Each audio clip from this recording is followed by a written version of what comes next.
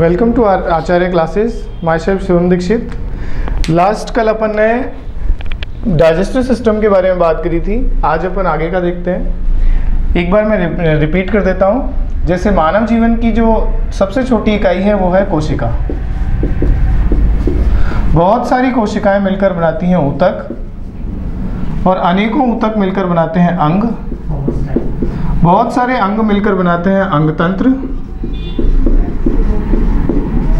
और अनेकों अंगतंत्र मिलकर बनाते हैं मानव शरीर।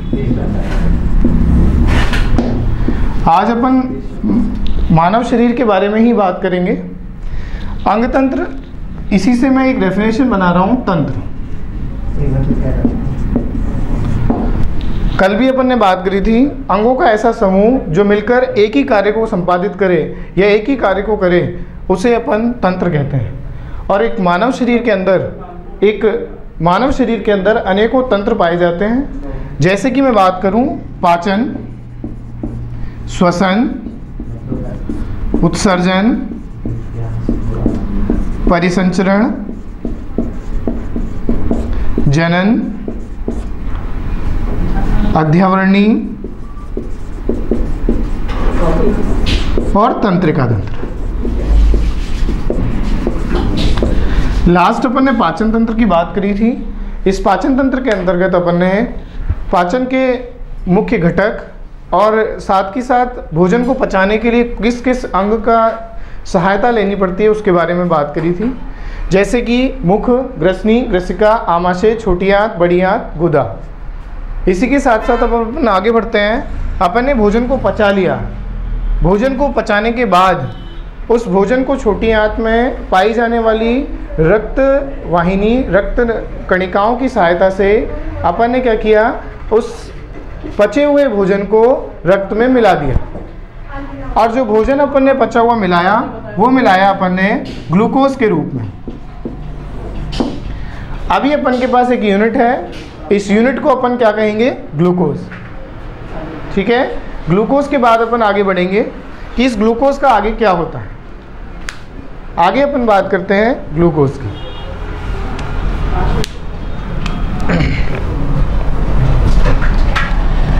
अब देखिए, ग्लूकोज पचा लिया गया। इस ग्लूकोज से अपन को एनर्जी चाहिए। आज अपन खाना भी खाते हैं, तो खाना क्यों खाते हैं, अपन को एनर्जी चाहिए। इस एनर्जी को बनाने के लिए अपन को क्या करना पड़ेगा, इस ग्लूकोज को तोड़ना पड़ेगा। इस ग्लूकोज को तोड़ने की क्रिया ही, या इस ग्लूकोज के विखंडन की क्रिया ही श्वसन कहलाती है। या सीधी सीधी बात कहें कि पचे हुए भोजन से ऊर्जा प्राप्त करना, इस पचित भोजन से ऊर्जा प्राप्त करना ही श्वसन है। तो देखिए, आज अपन बात करेंगे श्वसन की।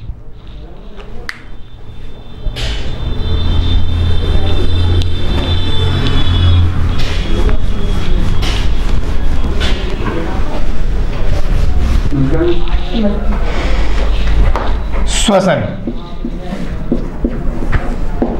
सभी सजीवों में पाया जाने वाला एक ऐसी क्रिया जो एनर्जी प्रदान करे, जो ऊर्जा प्रदान करे, श्वसन कहलाता है।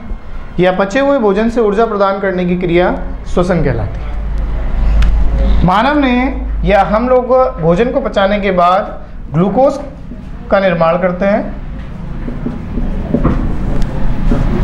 C6H12O6।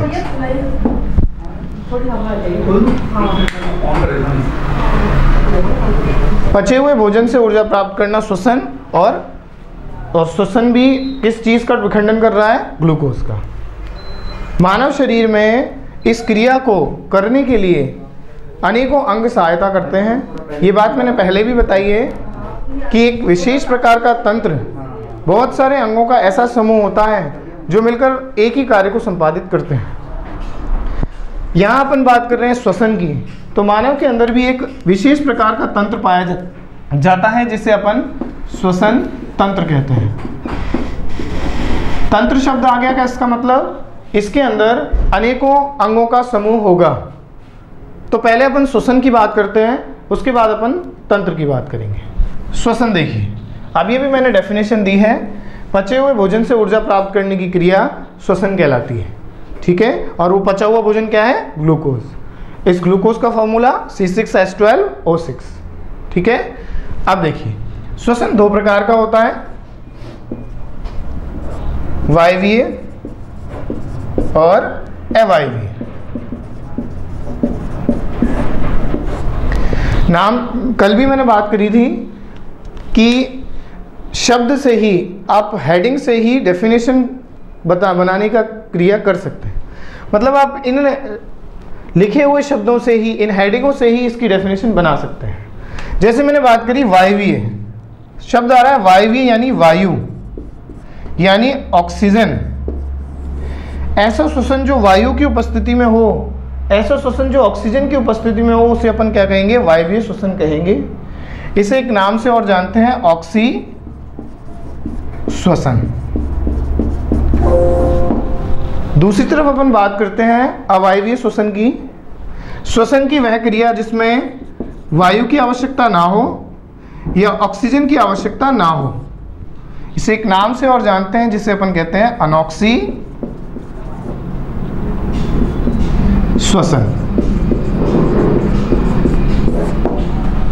ठीक है, ऐसा श्वसन जो वायु की उपस्थिति में संपन्न होता है वायवीय श्वसन कहलाता है, जिसे ऑक्सी श्वसन भी कहते हैं। ये मनुष्य और पेड़ पौधों में पाया जाता है। और ऐसा श्वसन जो वायु की अनुपस्थिति में हो उसे अवायवीय श्वसन या अनॉक्सी श्वसन भी कहते हैं। इसमें ऑक्सीजन की आवश्यकता नहीं। ठीक है, इसके बाद में आपका जो भी है 5 घंटा वो फिर आप एक बार डेमो बनाना। यहाँ मैं मानव की बात कर रहा हूँ। मानव श्वसन के लिए ऑक्सीजन की आवश्यकता पड़ती है, जिसे अपन वायवीय श्वसन या ऑक्सी श्वसन के नाम से जानते हैं। मानव के अंदर ऑक्सीजन की आवश्यकता पड़ती है, जिसे अपन वायवीय या ऑक्सी श्वसन के नाम से जानते हैं। अब ये भी अपन ने बात करी कि ग्लूकोज C6H12O6 जब ये टूटेगा, इसके टूटने से अपन को क्या मिलेगी? ऊर्जा। अपन भोजन भी ग्रहण कर रहे हैं। अपन खाना क्यों खा रहे हैं? खाना इसलिए खा रहे हैं कि अपन को चाहिए एनर्जी। अपन को कोई भी कार्य करना है, किसी भी कार्य को करने के लिए एनर्जी की आवश्यकता पड़ती है, और वो एनर्जी अपन को ग्लूकोज के विखंडन से प्राप्त होती है। ठीक है,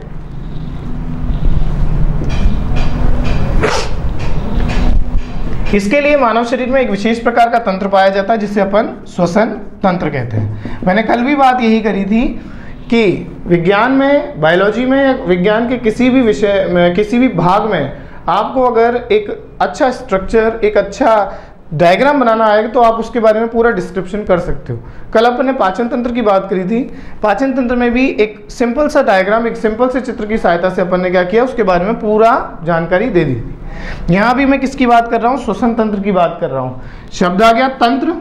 तंत्र का मतलब वही कल जो डेफिनेशन दिया था, अंगों का ऐसा समूह जो मिलकर एक ही कार्य को संपादित करे, तंत्र कहलाता है।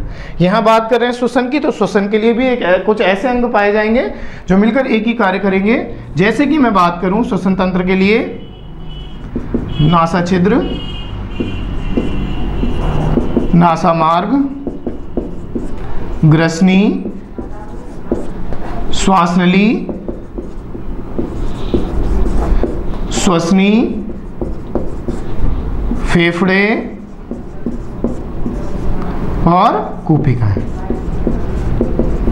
यहां आप देख रहे हैं 1 2 3 4 5 6 7 बहुत सारे अंगों का समूह मिलकर एक ही कार्य को संपादित कर रहा है। क्या?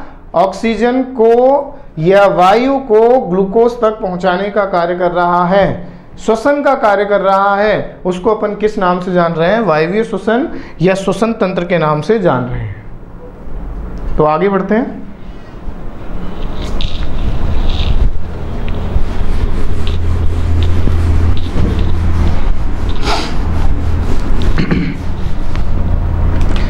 वही मेरे सिंपल से डायग्राम बुक्स में आपको काफ़ी मिल जाएंगे, पर मुझे जो सबसे सिंपल लगता है समझने के लिए मैं वही बना देता हूँ।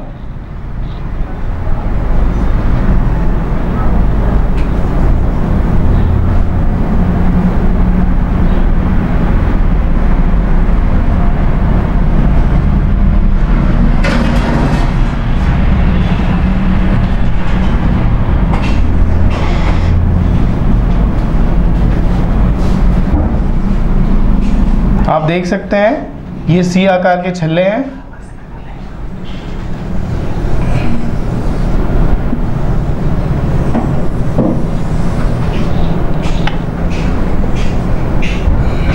वायु कूपिकाएं,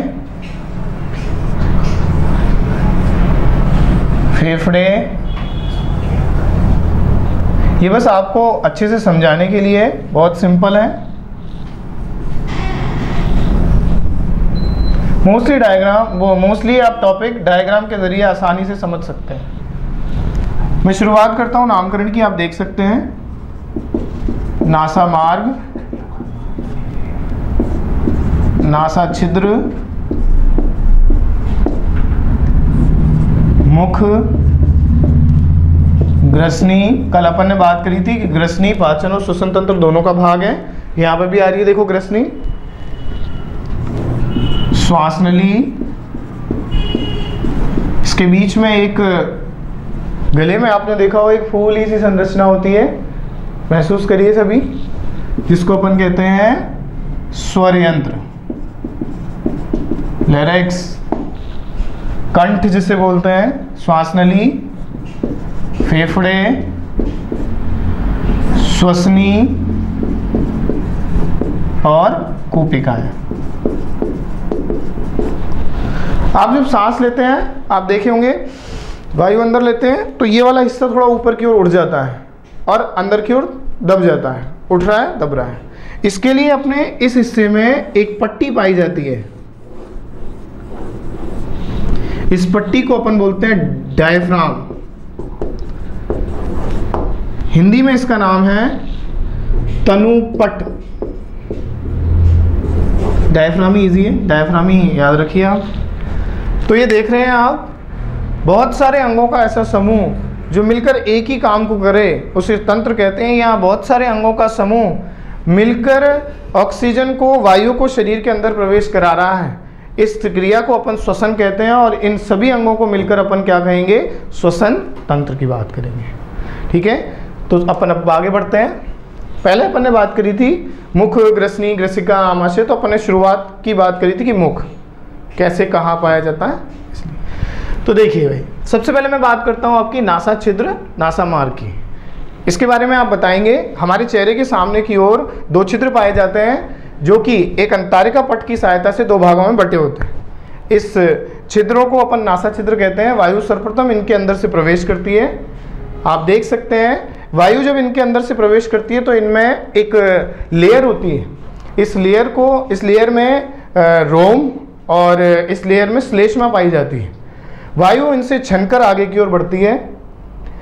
इस जो रोम है, इन रोमों में धूल के कणों को बाहर रख दिया जाता है। ये धूल के कण श्लेष्मा की परत में चिपककर वायु को प्यूरिफाई करते हैं और छनी हुई वायु को अंदर की ओर प्रवेश कराते हैं। तो आप देख सकते हैं हमारे चेहरे के सामने की ओर दो छिद्र पाए जाते हैं। ये जो छिद्र है ये एक पट की सहायता से दो हिस्सों में बटे होते हैं और इनके अंदर या वायु नासा छिद्र के अंदर एक लेयर पाई जाती है। ये लेयर रोम और श्लेष्मा की होती है।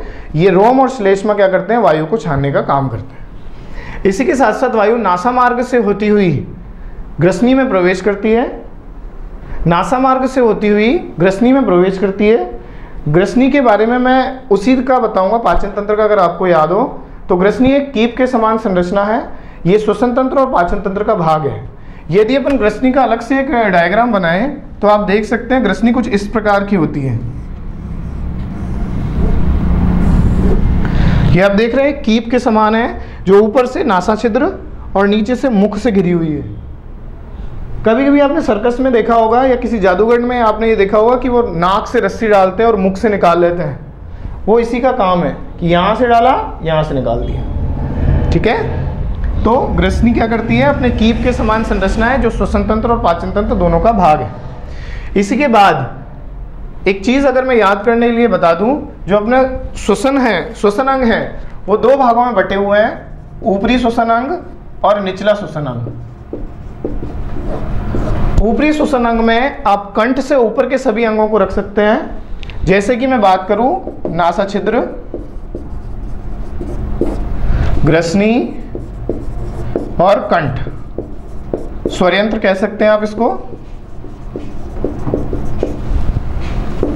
इसी के साथ साथ निचले श्वसन तंत्र में आप बाकी के जितने बचे हुए अंग हैं उनको रख सकते हैं। जैसे कि मैं बात करूं आपकी श्वास नली, श्वसनी, फेफड़े,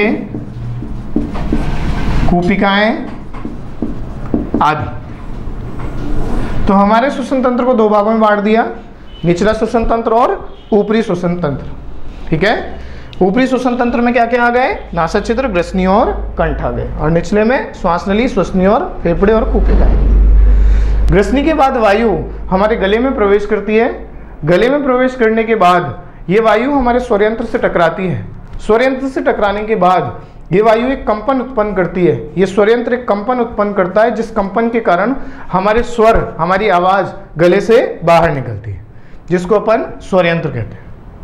आज अगर हम कुछ बोल रहे हैं, आप हाथ रख के देखिए, एक वाइब्रेशन, एक कंपन आपको महसूस होगा। इस कंपन को, ये कंपन क्या कर रहा है? हमारे स्वरों को बाहर निकाल रहा है।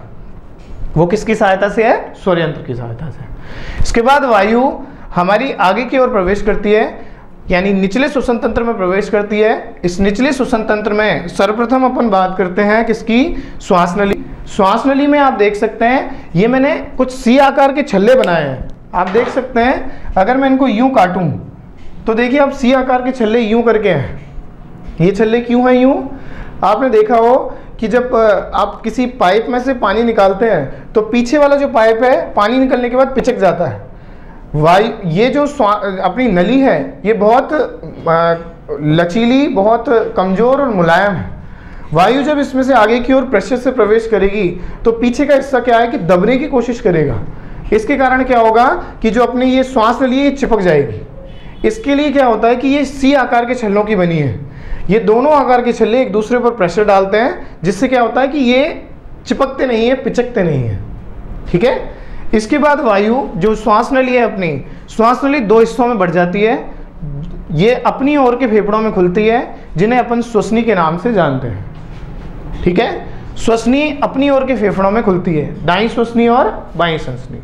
इंग्लिश में अपन ब्रोंकाई कहते हैं और हिंदी में दाईं श्वसनी और बाईं श्वसनी। श्वसनी अपनी ओर के फेफड़ों में खुलती है। मैं फेफड़ों की बात करूं, फेफड़े गुलाबी रंग की मांसल संरचना है जो रक्त नलिकाओं की बनी होती है। इसमें अनेकों रक्त नलिकाएं पाई जाती हैं।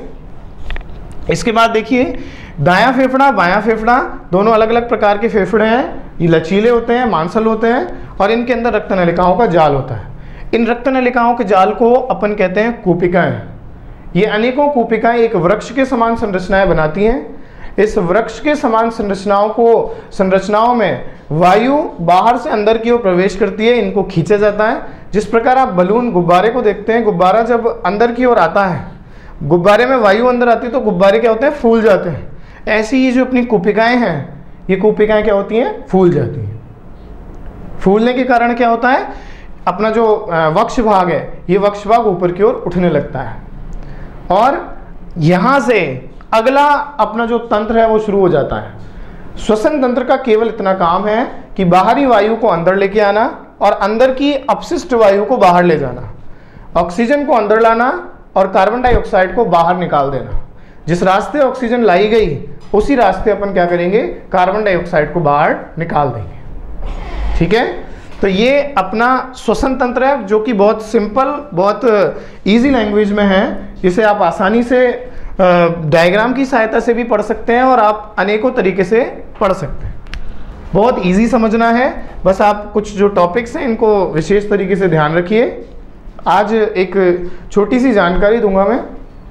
आप सभी लॉकडाउन में घर में आराम कर रहे होंगे, उसके लिए मैं एक छोटा सा काम देता हूं आपको, या छोटी सी अच्छी सी जानकारी देता हूं कि मौसम इतना, प्रकृति इतनी खुश हुई है कि पेड़ पौधे, जलवायु सब कुछ प्योर हो चुका है, और आप अच्छी से अच्छी वायु को, जब पेड़ पौधों को मिल रही है, जल मिल रहा है आराम से, तो पेड़ पौधे खिल उठे हैं। उन पेड़ पौधों को में आप आराम से अपनी जानकारी ले सकते हैं, अपना विज्ञान खोज सकते हैं। जैसे मैंने यहाँ पर एक आपको नमूना बता रहा हूँ। जैसे ये तो सरसों है, अभी इस टाइम सरसों तो नहीं मिलेगी नहीं आपको, मैं गुड़हल में आपको दिखा देता हूँ। आप ये काम कर सकते हैं। ये देखिए, ये गुड़हल का फूल है। इस गुड़हल के फूल में आप आराम से इसका डिसेक्शन कर सकते हैं, इसके भागों के बारे में जानकारी कर सकते हैं। आप एक बार इसको जूम करके देख सकते हैं कि मैंने एक फूल को किस किस तरीके से डिसेक्ट करके उसके सारे पार्ट्स को अलग अलग किया है। इस पार्ट्स में आप इसके जैसे गुड़हल एक द्विलिंगी द्विलिंगी पुष्प है। इस द्विलिंगी पुष्प में आप मेल और फीमेल रिप्रोडक्टिव ऑर्गन को आराम से देख सकते हैं। तो मैंने यहाँ पर मेल फीमेल दोनों को एक साथ करा है। ये आप आराम से घर बैठे कर सकते हैं और एक अच्छी जानकारी ले सकते हैं। इसमें आप एक पूरा फूल लीजिए, इस फूल के एक एक पार्ट को बड़ी आराम से निकालिए चिमटी की सहायता से, क्योंकि बहुत नाजुक होता है ये। इसका मेल पार्ट, फीमेल पार्ट, साथ ही साथ इसके दल, बाह्य दल और दलपुंज, इसके पराग कण और इसके पूरे पुष्प की जानकारी आप ले सकते हैं। तो ज़रूरी नहीं गुड़हल लें, आपके पास जो अवेलेबल पुष्प हो, आप जो प्लांट हो, बस साइंस के लिए क्या है कि आपके अंदर एक वो ज्ञान के लिए प्राप्त करने के लिए एक आग होनी चाहिए। अगर आपके अंदर वो आग है या वो लालसा है तो आप ये सब कर सकते हैं। ये आपको आसानी से, ये इसका फ्लोरल डायग्राम है, ये इसका फ्लोरल फॉर्मूला है, ये सब आप लिख सकते हैं। इसके बारे में मैं आपको नेक्स्ट क्लास में बताऊंगा, जब तक आप इस पार्ट्स को देख सकते हैं। Thank you. सब्सक्राइब करिए, लाइक करिए। Thank you.